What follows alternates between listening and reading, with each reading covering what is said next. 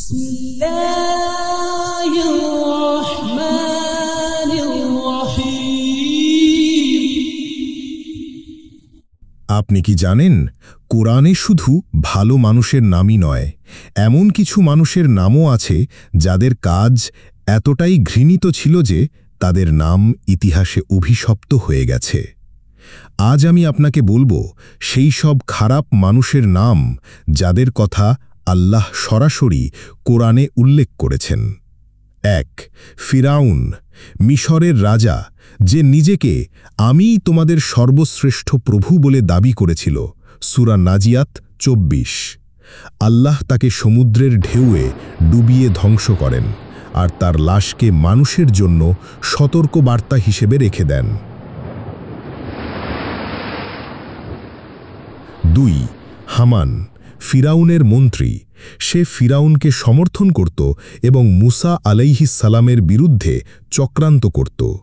সূরা কাসাস ৬। অহংকার ও সত্য অস্বীকারের জন্য সেও ধ্বংস হয়। ৩.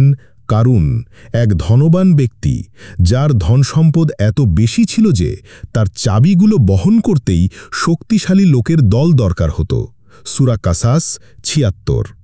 কিন্তু সে আল্লাহর নেয়ামতের বদলে অহংকার করেছিল। আল্লাহ তাকে তার ধনসম্পদ সহ পৃথিবীর মধ্যে গিলে দেন। ৪.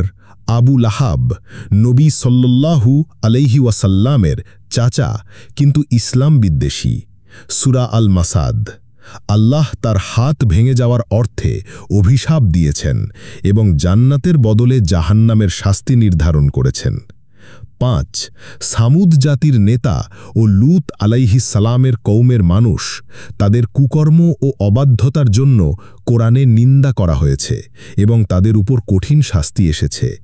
ভাই ও বোনেরা, কোরআনে তাদের নাম শুধু ইতিহাস জানার জন্য নয়, বরং শিক্ষা নেওয়ার জন্য এসেছে।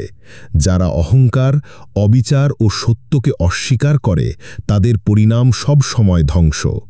আমরা যেন কখনো ফিরাউনের মতো অহংকারী, কারুনের মতো লোভী বা আবু লাহাবের মতো বিদ্বেষী না হই।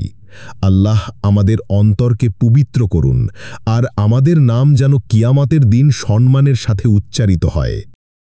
ফলো, লাইক, কমেন্ট করুন যেন এমন আরও কন্টেন্ট আপনার কাছে পৌঁছে যায়।